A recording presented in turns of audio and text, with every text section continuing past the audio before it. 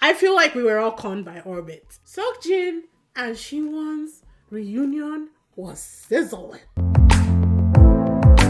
Hi beautiful people, welcome back to my channel. If it's your first time, my name is Talia Adewale and this is DISBYDEM. We're talking about the Devilsplän episodes 10 to 12, which are the final episodes of this series. Be sure to like, subscribe, hit that notification bell so you know when I post new videos.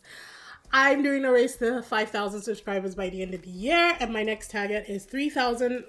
When I hit 3,000, I will be watching a horror movie of your choice. I hate horror movies, so it's not pleasant for me, but it's the reward for you guys. I will be reacting to a horror movie. So let's get me there, and you guys can choose my next horror movie. It's been a while, people. But yeah, let's just dive on in because this is such a bittersweet review because this is so awesome. It was such an awesome series, and I'm so glad that Netflix has introduced us to this concept because they have to keep giving it to us because I am 100% on board for this. So my first instinct is to kind of speed through 10 and 11 and just go straight to the final episode. But you know what? We're gonna pay respect where respect is due and give them a final send-off that they deserve. My greatest question, what is the saying? Is it that the greatest con is to do something, tell somebody that you did it and have them not believe you? Right? Is that correct? Because I feel like we were all conned by Orbit. I don't know if it was intentional or if this was his game plan coming in, but I think that we were all conned by Orbit because he even says it when he was introducing himself for the second time. Like he said, "My name is Orbit and my game plan was to take the weak and hide behind them and get to the finale," or something like that. And everybody laughed, but I was like, ooh, ooh, ooh, ooh. Orbit? Was that the game plan from the beginning? If it was, hats off, man. Hats off. You played it well. Let's start from episode 10. So episode 10 begins and they tell us that they show us that Dongju, kyeong-rim, and Yumin all have 6 pieces, which are the most that people have in the game right now. In prison, Siwon and seok-jin explored the cave that opened up, which led to that door with the instructions on it. Now, the instructions were for them to play a game in the room, and if they win, they get 10 credits, but if they lose, they're instantly eliminated from the whole from the entire game, from the Devilsplän. The game only allowed them to play one a day, so one would have to play tonight and the other one would have to play the next day. They both decide that they're going to do it, and the room was weird. When it first opened, they both screamed, and there was this guy in a mask standing right in front of the door. It was pretty jump scary. But Siwon decides to go first. So the first game was blind 5 in a row. The rules of the game.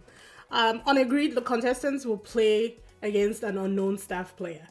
So the NPC moves were made by a Gomoku game AI.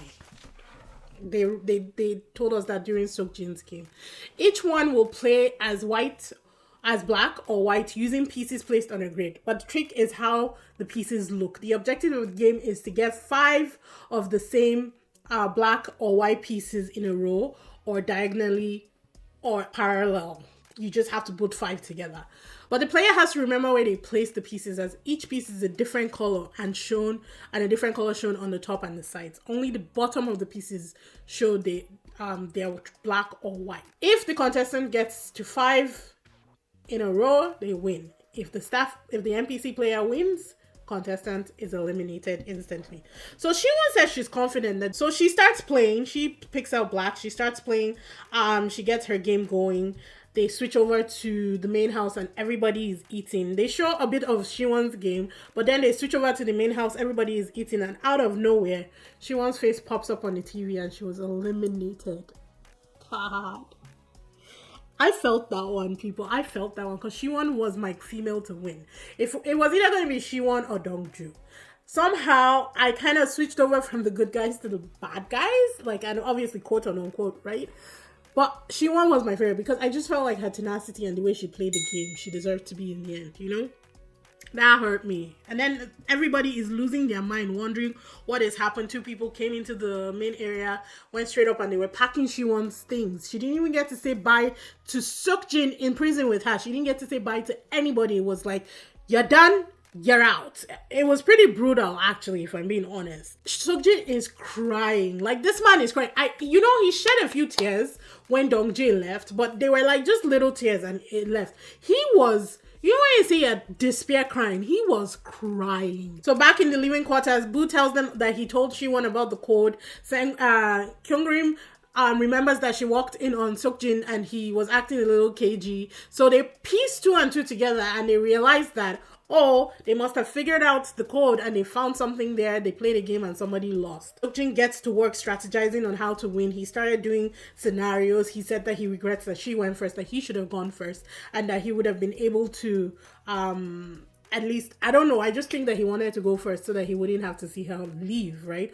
Or wouldn't have to be there without her. The next morning, Seok-jin takes his shots and he won, people. When he was celebrating, he was shouting. He told the guy, "You suck." I was just laughing. He was so relieved. He even cried. He was crying there when he won. I was so impressed by Seok-jin. Seok-jin has been impressing me since episode 7, like without fail. He has been rock steady. He has been consistent. He's been giving it to us game after game, showing us how intelligent he is and showing us how tenacious he is. Love that for him. If Seok-jin and Siwon should get together and have children, they are going to conquer this world. Let's put it out there. I don't know if they're dating. There's nothing that indicates that they are dating.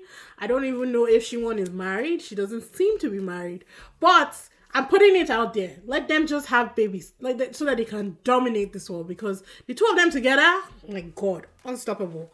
The 6-man match begins. There's only 7 players left. They put up the piece count, and everybody is mind blown about the amount of pieces that Seok-jin has managed to get in prison. I think he had like 14 or something like that. Anywho, the game is equation high-low. Equation high-low is similar to poker, but the contestants are given number cards and plus, minus, division, multiplication, and a square root card. Based on what they receive, they have to formulate an equation closest to 1 to 20. They then bid high or low based on the results of their equation. Each contestant must give pieces worth 5 betting chips and receive 3 cards: addition, subtraction, and division. Contestants will also receive 4 cards from 1 through 10, each colored gold, bronze, black, or silver. The colors of the cards also help later to determine final winners. Everybody is angling for Seok-jin at this point because he has the most amount of chips on the table. So the game starts. They all draw their cards to determine the order of play, and they're all set and their pieces are exchanged for chips. So round 1 starts, and by the end of it, I think Seok-jin won high and Dong-ju won for low. Round 2, Dong-ju won for low and Yumin won for high. Round 3 comes along, and by this time, kyeong-rim was all in. I think she only had maybe 4 left or something, but she bid all of it. She's like, you know what, let's just get it over with.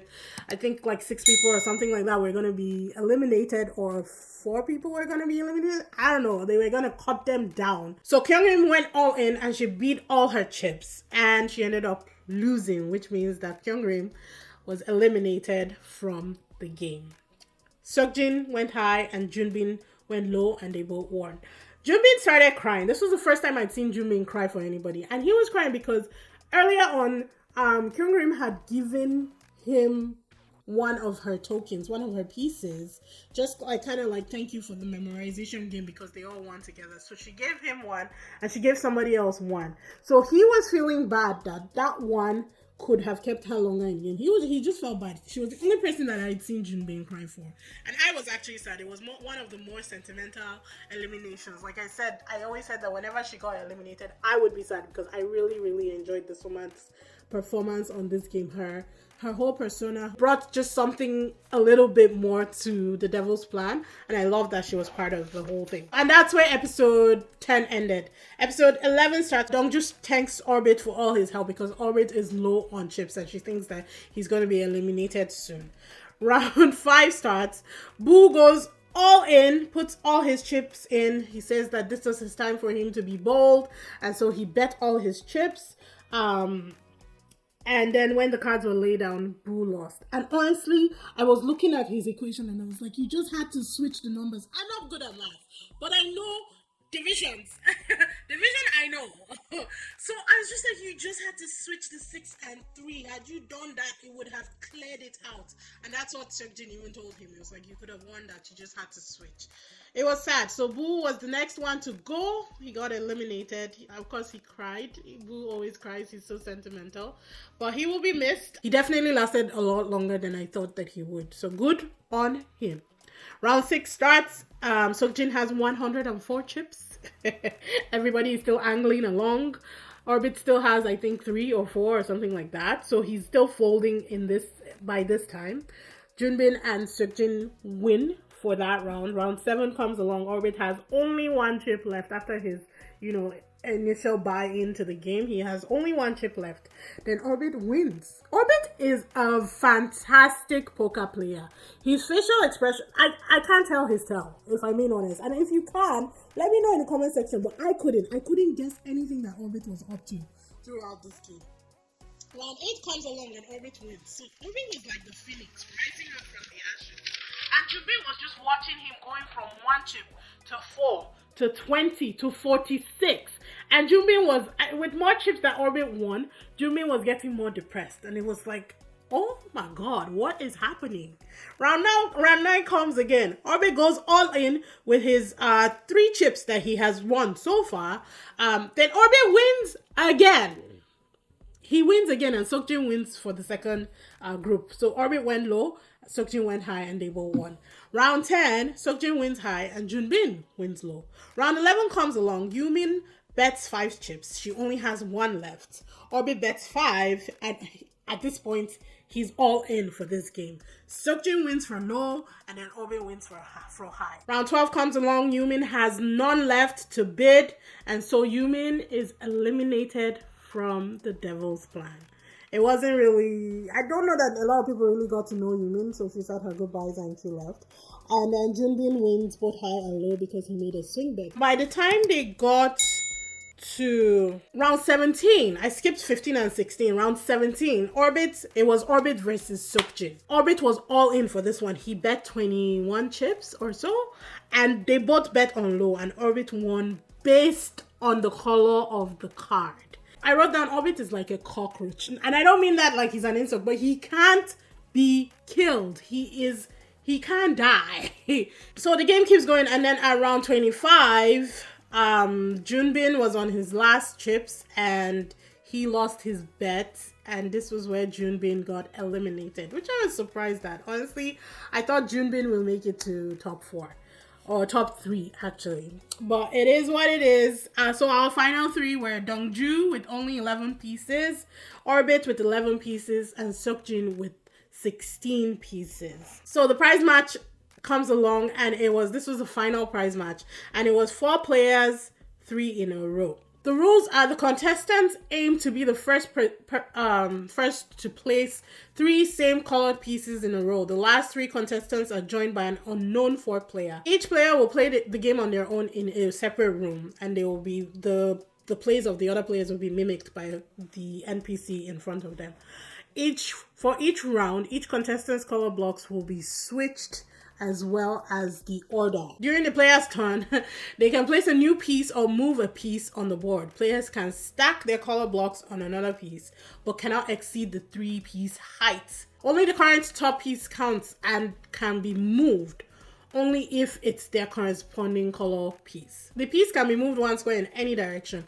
If a player cannot move their color piece or place one, they pass their turn. At the end, the contestants must win all rounds against the mystery player to win. The person that wins each round gets pieces, and the person who doesn't get pieces will get eliminated. So even though it was a prize match for 100 million won, only the 2 people with the most piece counts at the end of the game would advance. They try and strategize together before the game starts. The special guest was chess master Sarang Kim. Round 1 starts and yellow wins. Yellow was Orbit, so he won a few pieces for that round.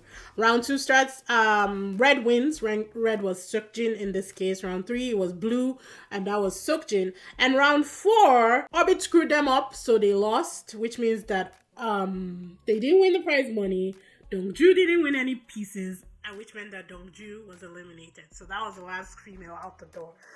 And as much as I was sad, I felt worse when Shi-won was eliminated than when Dongju was eliminated. I like Dongju. I think she's also absolutely intelligent. Also one of the more formidable females that we've had in this competition.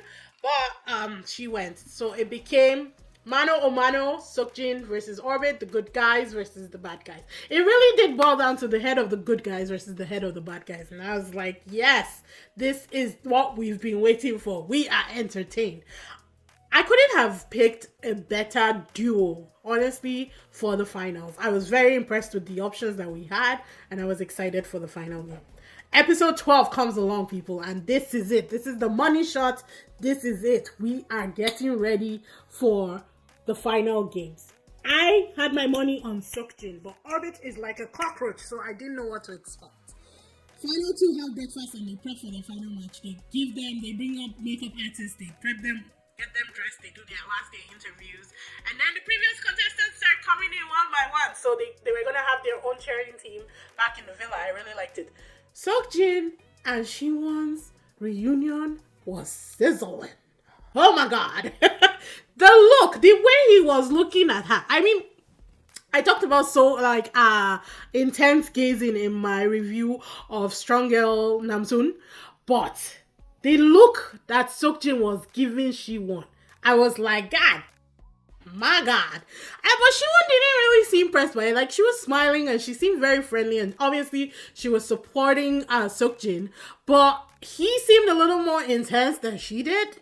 I loved it, man. I was like, yeah, bring on that romance. Let's mix it up. So the final matches, there were 3 games to be played. The first game was 9 Men's Morris, which is an ancient Greek game. Second game was Hexagon, never heard of it before, which is a memorization and math game. And the third game was Dice Poker, betting game involving mind games. They show us their piece count. Orbit has 14 and Seok-jin has 22. And the person with more pieces gets a few perks during all the matches. So the first game was 9 Men's Morris. 9 Men's Morris was another board game that was actually in the living room and they played a few times. Each player is given 9 white on black markers. After each round, the player with the most markers chooses who goes first. Each player must place a marker on one of the designated spots on the board. If the player gets 3 in a row, they can remove one of their opponent's markers. But if the opponent has 3 together in a line, they cannot be taken away. And the player must choose another marker. They also cannot move a marker once on the board until all markers have been placed on the board. When they are, the players can only move the markers to a neighboring dot. Once a player has 3 pieces left, they can move on the board freely until getting a straight line to eliminate the other's markers. Once the player has more of the opponent's markers, they win the round. This game round 1 was definitely interesting. So Seok-jin decides who goes first because that was his advantage for having more pieces for this game. So he decided that he was going to go first. Seok-jin messed up during one of the moves and gave Orbit an opening. Then Seok-jin comes back and then it's back and forth, but in the end, Orbit won. Second round, Orbit came in very, cocky. The way Orbit is like, yeah, it's a game of numbers. I know my way. I know this. I know the strategy that I want to do. Orbit decides to go first because he won the last round. And then he says that he was going to centralize and do something. Orbit had a plan. Seok-jin abandons obvious place to win markers and ends up trapping Orbit in the center. Orbit could not move. It was genius. Honestly, I was clapping and screaming so hard. I really enjoyed that round. Round 2 was the best round for me. Seok-jin won that round, obviously. Round 3, it was Seok-jin's turn to choose because he'd won the previous round. And then Seok-jin ended up trapping Orbit again. And he won. Orbit actually conceded the game after.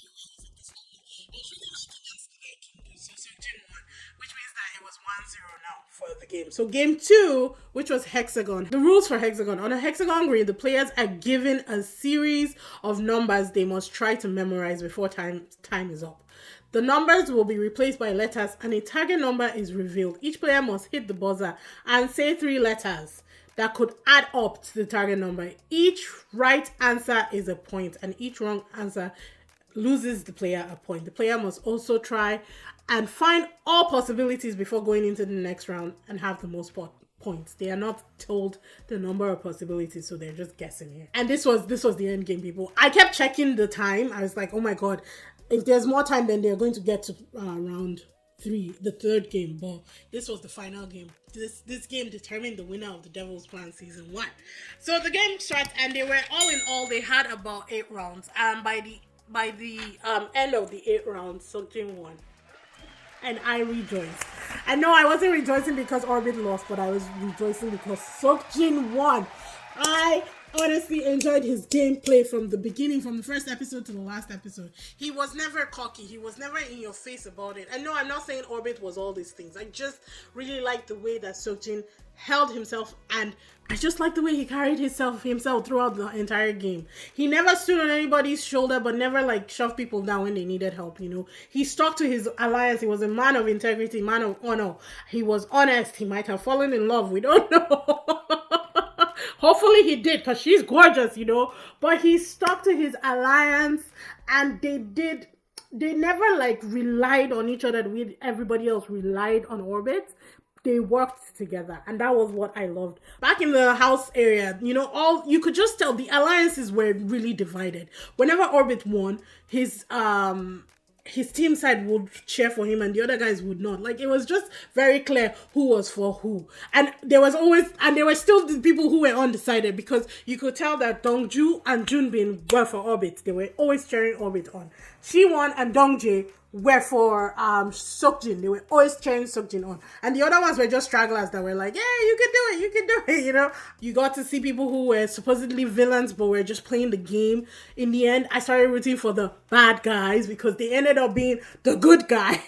And the good guys ended up being the bad guys. Not really, but you get what I mean. I just really, really enjoyed this show. And I can't wait for season 2. They better make sure that they give it to us, because I'm here, I'm waiting, I'm watching. Shout out to everybody who has followed the series, who has watched my videos, who has enjoyed it as much as I do. Like I tell you all the time, South Korea cannot miss, and I'm excited for the next thing. I am covering Jong-yeon soon, which is currently my next thing right now. I'm enjoying that one. It's more of telenova meets soap opera meets so many other things, and I'm loving everything about it. But thank you so much for coming along with me on this The Devil's Plan journey. I've enjoyed it, and I have loved hanging out with you guys here. Loved all the comments and all the engagement that you guys have given me on this review.